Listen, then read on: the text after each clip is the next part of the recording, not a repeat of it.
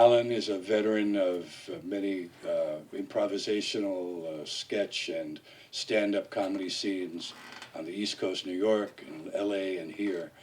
And it's always a delight to hear him read, so we're really looking forward to it. He'll be followed by Claire Hawkins. So to start the evening, Alan Harris.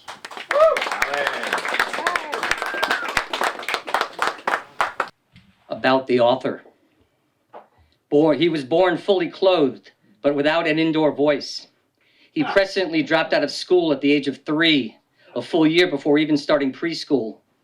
He worked briefly as a kidnapper, but failed in that endeavor due to the fact that his ransom notes were too rambling and incoherent, and therefore no ransom drop was ever successfully made. He is still holding 6 people against their will because he was never paid a ransom for their release, and he doesn't want to just let them go and look like an idiot.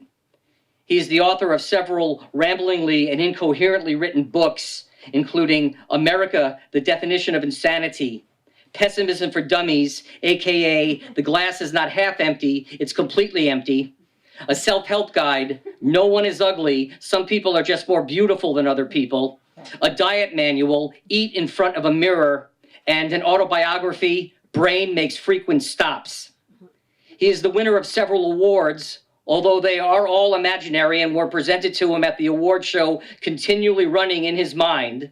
He was going to be named Narcissist of the Year by the National Narcissist Association, but at the last minute, its members decided not to because they wanted it to be all about them. He currently spends most of his free time trying to get his name legally changed to Resident so he can get more mail. He would like to make it perfectly clear that the rumor going around that he burned down his happy place for the insurance money is completely untrue. And he would like you to know that despite his rampant negativity, he loves you all. Some of you more than others, but all of you at least a little. Thank you.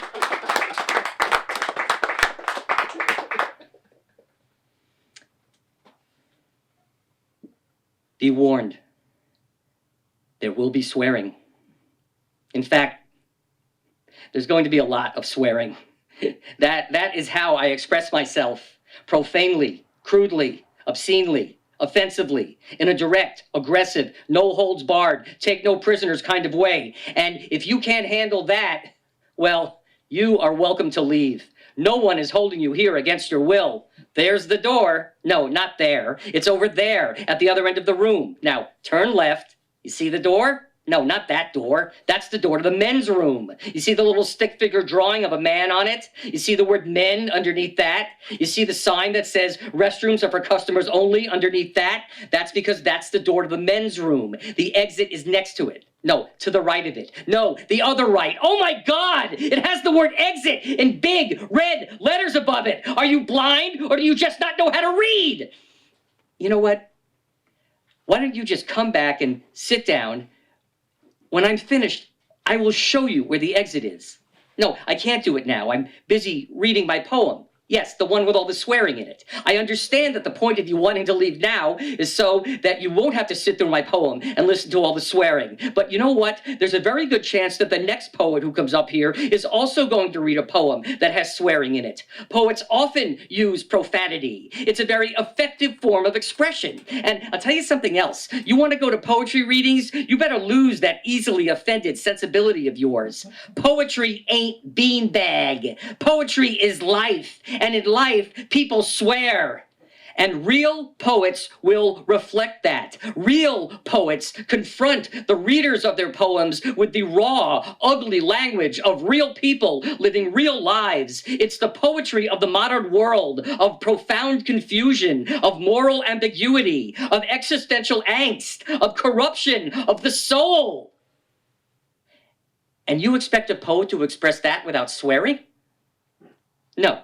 Sorry, you're in the wrong place. And there's the door. No, not there. It's the other end of the room. Now turn left. No, that's the door to the men's room. It's the door to the right. No, the other right. You know what? Hold on. I'll be right there. Thank you.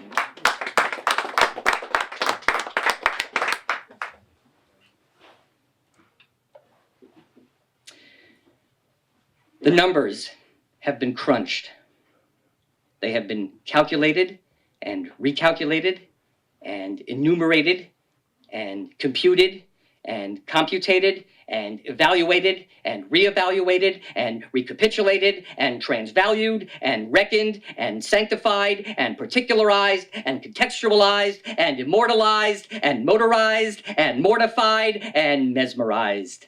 They have been bleached and pureed and defiled and refiled. They have tripped the light fantastic. They have been to the moon on gossamer wings. They have been to hell and back. They have been to the Oscars. They have met the president and the Dalai Lama. They have slept with Cher and Madonna and Bjork and Adele and Enya and Elvira. They have jumped out of a plane without a parachute. They have shot the rapids without a kayak. They have sped down the Autobahn without a car. These are numbers that have seen it all and done it all. And if you value your life, you will not trifle with them. You will just believe them. Because what these numbers say, as hard as it may be to fathom, is that you have turned 60. Yes, that's right. You unhappy camper, you cult of one, you vegan cowboy, you punk rock Peter Pan, you occupant of the eternal soapbox, you connoisseur of neediness and disappointment, have somehow managed to make it all the way to the big 6-0, despite a lifelong dedication to the doctrine of immaturity and unrealistic expectations. Not to mention the guns that have been pointed at you, and the car crashes that you should not have walked away from, and the cancer that made you curse God when you were diagnosed with it, and thank him profusely when you somehow managed to survive it. But after consulting with an attorney who quite patiently explained to you over the course of 2 extremely billable hours that there is no loophole when it comes to aging, that there is no one you can sue, that aging is just something that you do, that it's just something that happens, you are now ready to accept and embrace your sexagenarian reality. Which means what? What kind of old person are you going to be? Remember when you were 30 and you joked about how you're probably going to be one of those incontinent old people because you're barely hanging on now at 30? Well, hopefully there's more to being 60 than just incontinence. Maybe you could be the kind of old person who bores the crap out of younger people by sharing, without being asked, some of the pearls of wisdom that you have accumulated over the course of 6 decades. Aphorisms like, depth is overrated, and life is all about being hated by the right people. And be a good listener, but don't fall into the trap of talking too much about being a good listener. And never ask someone the question, how's everything? Because there are some people who will take that question literally and try to answer it literally, a process that could take months. And the most serious, the most vital, the most meaningful dictum of all, the one that you truly came by the hard way, just barely escaping with your life. Never turn your back on a poet. Because despite their reputation as sensitive, profound, and spiritual intellectuals, poets are in fact the most bloodthirsty and uncontrollably violent people you will ever encounter, which is why a great many poetry readings end in a bloodbath, a fact grossly underreported by the media. Or you could be one of those old people who is suspicious of innovations, one of those in my day types. Like, in my day, public restrooms didn't have self-flushing toilets and pre-lathered soap. We flushed our own toilets and lathered up our own soap. You kids have it too easy. Yeah, that's right. Dylan Thomas raged against the dying of the light. You can rage against self-flushing toilets. Old man yells at self-flushing toilets. Or you could just wing it.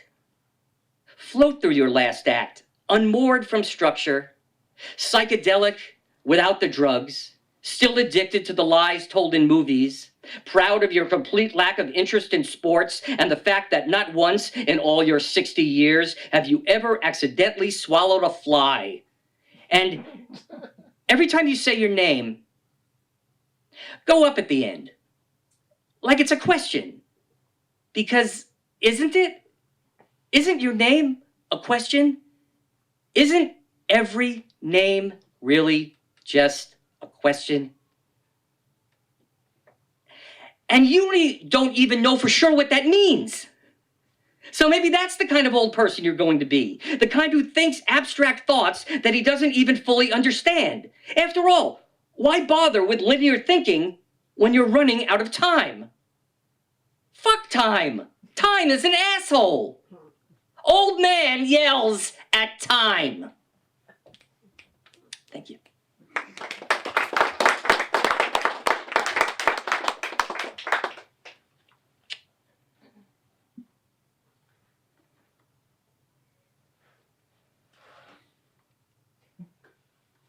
There any Trump fans here? I think there might be a few Trump fans. No, well, if you're, and for Antoinette and all you closet Trump fans. Journal entry, November 9th, 2016. Donald Trump was elected president of the United States last night. I watched it in real time. It was very disturbing. It was like watching a snuff film, like watching someone being smothered with a pillow, like America was being smothered with the pillow of injustice. But while I am deeply disturbed by the election to the highest office in the land of a racist, misogynistic, and grossly narcissistic sociopath, I am, as always, the eternal optimist, and I am determined to find the silver lining in this racist, misogynistic, grotesquely narcissistic, and sociopathic cloud that now hangs over all of our heads, while at the same time struggling to resist the temptation to completely detach myself from the grim reality of what has just happened and spend the next 4 years dropping acid and watching reruns of I Dream of Jeannie. And while it would not surprise me to learn that the 45th president of the United States has at some point in his life tried to grab Barbara Eden's P word, I believe that I have actually found a bright side. What is this bright side, some may ask? While others may ask, what the fuck is this bright side? It is simply this. There is no way that he is as mean-spirited or as batshit crazy as he seemed to be during the campaign. I think that we are going to find that that was an act that he put on in order to fool the globs of primitivism that crawled out of the primordial ooze in order to vote for him. Once he is actually sitting in the Oval Office, once he has actually taken in his hands the reins of government, he will take way more seriously the awesome burden he has been elected to shoulder. Call me crazy. Call me unrealistic, but I refuse to believe that this country has devolved to the point where it would elect someone who is so legally, morally, and ethically muddy that he should literally be covered in mud and made to sit like that for 4 years. I mean, come on, how bad could he be? For example, I'm sure that his immigration policy in reality will not be nearly as extreme as the one he laid out during the campaign. I mean, a wall? A fucking wall? You gotta be kidding! That was clearly just some red meat that he threw out there for his base to devour. He is going to forget about that wall the minute he is sworn in. He will never mention it again. Guarantee it.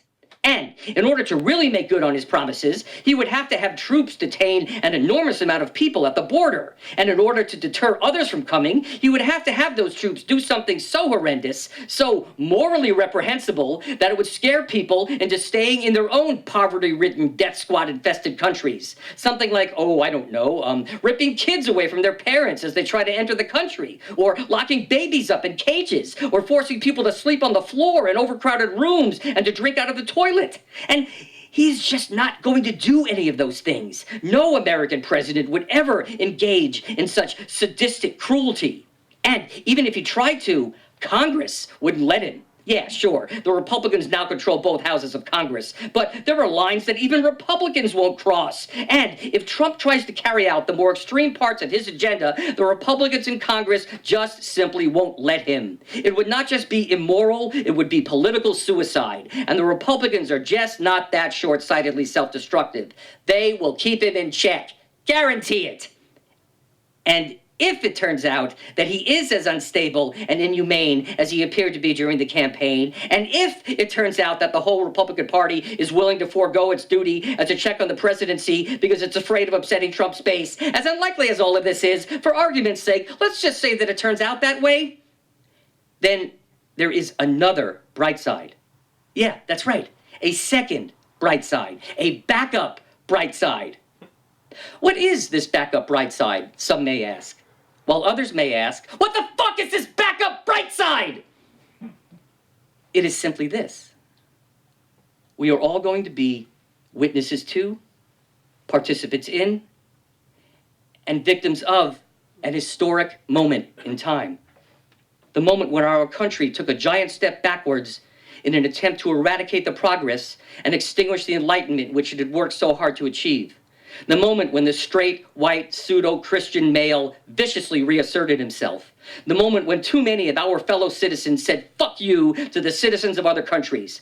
And while this is, on the one hand, horrifying, we should not take for granted the instability and incompetence of this man who is going to be, for the next 4 years, the most powerful person in the world. We are all just one unhinged tweet or incompetent act away from total annihilation. The end is nigh, the apocalypse is now, there is no tomorrow, and there is a certain wonderful, sick freedom in that.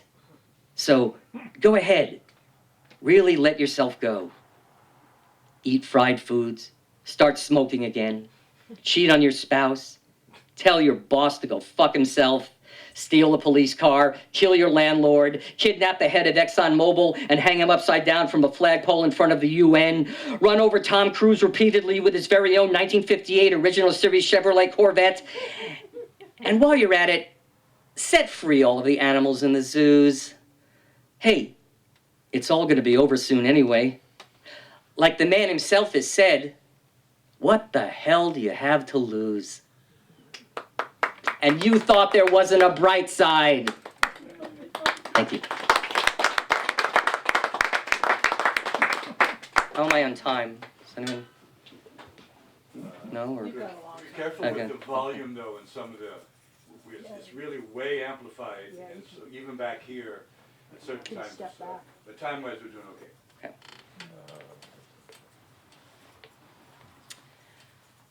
I'm listening to music online. I try to just close my eyes and lose myself in its tone, its melody, its harmonics. I try to let it take me to the place where the artists who composed and performed this music had intended to transport me.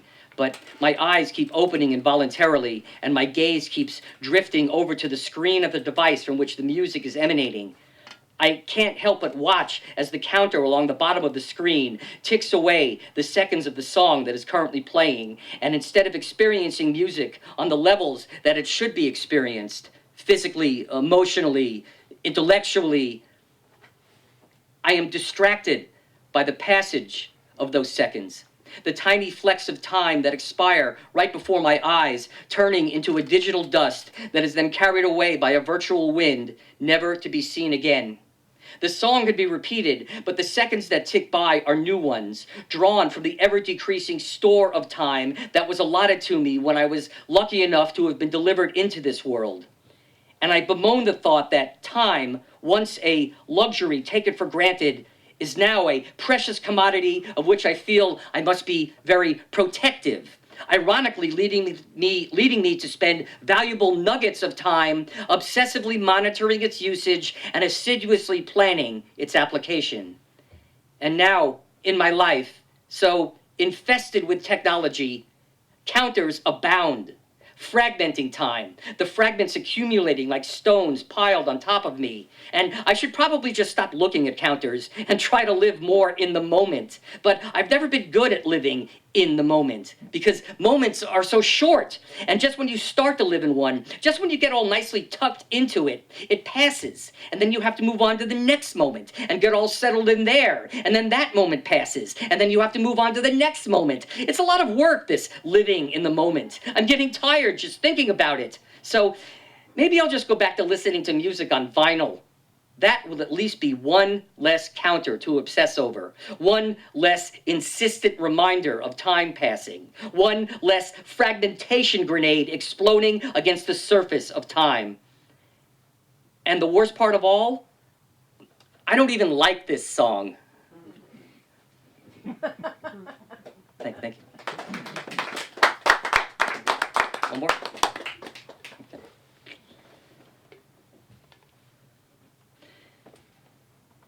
Just keep writing. Never take the pen off the page. Just keep writing. Even if you can't think of anything to write about, just keep writing. Even if you just keep writing the phrase, just keep writing over and over again. Just keep writing. Let whatever is in your head just spill out onto the page. Wait a minute. Are you kidding? I mean, are you sure about this? Do you have any idea of what is in there? Are you at all aware of the sick and twisted shit that is contained within the receptacle known as your mind? The depraved ideas that would make the thoughts in Charles Manson's head seem like a letter from the Pope? Do you really want those cerebral etchings from the psyche of a madman to be let loose? You could be unleashing forces that might very well change the world in horrible and irrevocable ways. You need to stop this.